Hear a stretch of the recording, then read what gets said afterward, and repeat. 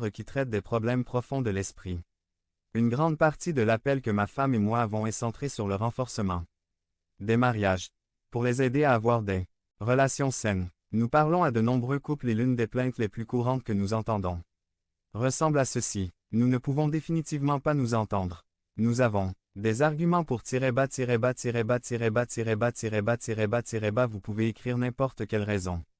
Ils ajoutent également qu'ils s'aiment, mais qu'ils se disputent fréquemment, la plupart sur des problèmes mineurs. Quand on aborde le thème des enfants, il dit « Il est difficile de gérer les enfants.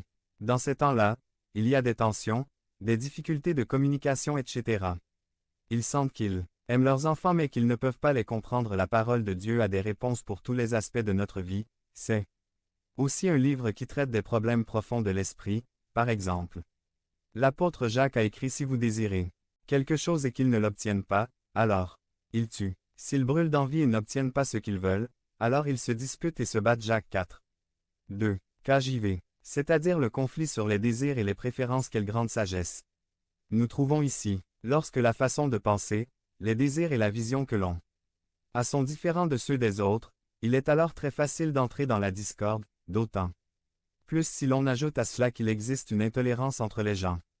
Il ressort clairement de la parole de Dieu que l'orgueil, l'égoïsme et la recherche d'accumuler des richesses et d'avoir du pouvoir sont parmi les plus puissants activateurs de conflits entre les gens, et cela parce que les intérêts personnels sont placés au-dessus de ceux que les autres. Avoir. La question se pose, que faire? La réponse est simple mais puissante, soyez humble, reconnaissez que les idées, les désirs et la façon de penser des autres 388 ont aussi de la validité, une humilité qui vous amène à reconnaître que le point commun par ration est la parole de Dieu nous guide dans notre vie et dans nos relations avec les autres. Prions. Seigneur, je reconnais que j'ai été égoïste, que j'ai souvent placé mes intérêts avant ceux des autres, c'est pourquoi je te demande de m'aider à agir avec humilité, en reconnaissant mes faiblesses et aussi les forces des autres. Père, que ta parole soit mon guide, je le demande au nom de Jésus. Amen. Verset. Humiliez-vous devant le Seigneur, et il vous exaltera. Jacques 4, 10 KJV. Devenez membre de la chaîne et soyez un instrument de la parole de Dieu. Ne manquez pas cette opportunité d'avoir un impact sur des vies. Cliquez maintenant sur le lien dans la description et aidez-nous à diffuser la parole de Dieu. Apprendre, appliquer et évaluer par Joanne Quintero. Résumé. La vie est comme une course de vitesse dans laquelle les gens aspirent à atteindre leurs objectifs, apprennent à les gérer à la manière de Dieu. La vie est comme une course de vitesse dans laquelle les gens aspirent à atteindre leurs objectifs et à les réaliser, dans lequel beaucoup le font pour y arriver, d'une part sans mesurer les conséquences de leurs actes, et d'autre part sans profiter du voyage. Peut-être que pour eux, l'idée est simplement d'atteindre un certain statut, puis de se retirer pour profiter de l'accomplissement. Cette façon de penser et d'agir nous montre que ces personnes recherchent plus l'avoir que l'être et donc posséder ne sera jamais apprécié car l'être intérieur doit d'abord être fort. Pour s'améliorer intérieurement, il est nécessaire de se préparer et de travailler continuellement à la croissance spirituelle, et la bonne nouvelle pour ceux qui décident de le faire est que Dieu les accompagne et les aide dans le processus. Aujourd'hui, je partage avec vous 3 éléments qui vous aideront dans la recherche d'amélioration dans tous les domaines de votre vie, à commencer par votre être intérieur. 1. Un véritable désir d'apprendre, c'est-à-dire se préparer intentionnellement, trouver quotidiennement quelque chose de nouveau et qui nourrit votre vie. Le meilleur et le plus excellent manuel pour apprendre à réussir dans la vie selon la voie de Dieu est la Bible, lisez-la. Préparez-vous et apprenez-en. 2. Soyez constant. Cela signifie avancer sans vous arrêter. L'empressement n'apporte que des difficultés, de la fatigue et nous fait commettre des erreurs. Mais avancer un jour à la fois, sans accélérer, est la clé pour atteindre l'objectif.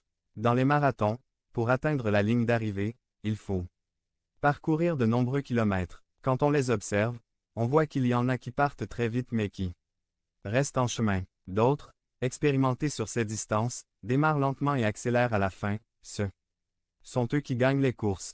Appliqués à la vie, cela reviendrait à avancer lentement mais sûrement. Oui, faire des arrêts qui permettent d'évaluer les réalisations et les échecs pour en tirer des leçons.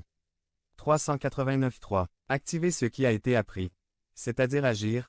La connaissance sans action est inefficace et est une perte de temps. Tout dans la vie nécessite de l'action, même la foi, même si cela peut paraître incroyable, nécessite du travail. La Bible nous dit que la foi sans les œuvres est morte. Jacques 2. 17. Ne vous arrêtez donc pas, priez. Apprenez, agissez, évaluez et améliorez-vous chaque jour. Répétez le processus quotidiennement et vous avancerez. Rappelez-vous que le Saint-Esprit est avec vous. Prions. Seigneur, je reconnais que j'ai abandonné et arrêté de faire la chose la plus importante, qui est de te chercher et de lire ta parole.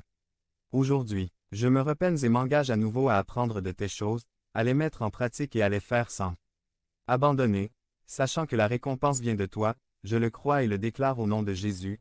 Amen. Verset. Tous les athlètes ils s'entraînent avec discipline. Ils le font pour gagner un prix qui disparaîtra, mais nous le faisons pour un prix éternel. 1 Corinthiens 9, 25 NLT. Devenez membre de la chaîne et soyez un instrument de la parole de Dieu. Ne manquez pas cette opportunité d'avoir un impact sur des vies. Cliquez maintenant sur le lien dans la description et aidez-nous à diffuser la parole de Dieu. Marchez sur l'eau par Umberto Hilario. Résumé. Les disciples furent envoyés de l'autre côté de la mer de Galilée, au milieu de la tempête. Pierre marcha 2 fois sur l'eau. Introduction 1. Sports extrêmes et fous, baseball, basket, tennis conventionnel, ski, surf, parachutisme, skateboard extrême mais qui ne donne plus satisfaction. Super extrême. Parachutisme de base, luge de rue, escalade à main levée. Pourquoi ne vivons-nous pas un christianisme extrême? 2. Des gens ordinaires avec un appel extraordinaire, Noé, Rahab, Moïse, Samson et Élie. 1 Corinthiens 1. 27. Mais Dieu a choisi les choses folles du monde pour faire honte aux sages. Et Dieu a choisi les faibles du monde pour faire honte aux forts. Des miracles uniques. Le lieu avec le plus de potentiel. Le cimetière 3. Un petit pas pour une tâche à la taille de Dieu. Moïse, le bâton. 390. Gédéon, 30. 000 à 300 soldats, la veuve de Surepta, toute sa farine et son huile, un enfant, 2 poissons et 5 pains. 2. Disciple extrême 1. Pourquoi les tempêtes arrivent-elles? Marc 4. 37. Mais il s'éleva une grande tempête de vent, et les vagues poussaient la barque au point qu'elle était déjà en train de se noyer. Dessein divin, propre. Action Jonas 22. Aussitôt Jésus fit monter ses disciples dans la barque et le précéda sur l'autre rive, tandis qu'il renvoyait la foule. C'est Jésus qui les a envoyés à la mer, et que s'est-il passé là-bas? Quand nous sommes au centre de la volonté de Dieu, nous pouvons nous attendre à ce que Dieu nous surprenne. 2. Tout le monde dans le bateau. 24. Et maintenant le bateau était au milieu de la mer, battu par les vagues, parce que le vent était contraire. Un voyage en douceur dans la vie ne signifie pas que nous sommes sur le bon chemin. Jean 16. 33b. Dans le monde, vous aurez des problèmes. Mais croyez-moi, j'ai vaincu le monde. Quel est ton bateau? Cette zone de confort nous stagne. Pour voir des miracles, nous devons nous placer là où Dieu veut que nous soyons. 3. Ils connaissaient les miracles de Dieu mais ils n'ont pas reconnu le Dieu des miracles. 25. 26. Mais à la 4e veille de la nuit venue, Jésus vint vers eux en marchant sur la mer. Et les disciples, le voyant marcher sur la mer, furent troublés, disant: un fantôme, et ils criaient de peur. Ils venaient d'en voir 5000 se nourrir. Reconnaissons-nous Dieu? 4. Dieu est notre confiance. 27. Mais aussitôt Jésus leur parla, disant: prenez courage, je le suis, n'ayez crainte. Il est notre paix, et c'est une paix qui dépasse toute intelligence. Jean 16. 33. Je vous ai dit ces choses afin qu'en moi vous ayez la paix. 5. Les impétueux. 391. L'appel nous fait faire des folies. 28. Alors Pierre lui répondit et dit: Seigneur, si c'est toi, ordonne que je vienne vers toi sur l'eau. Peter a demandé en premier: nous devons sortir du bateau avant de marcher sur l'eau. Jésus aurait pu dire non,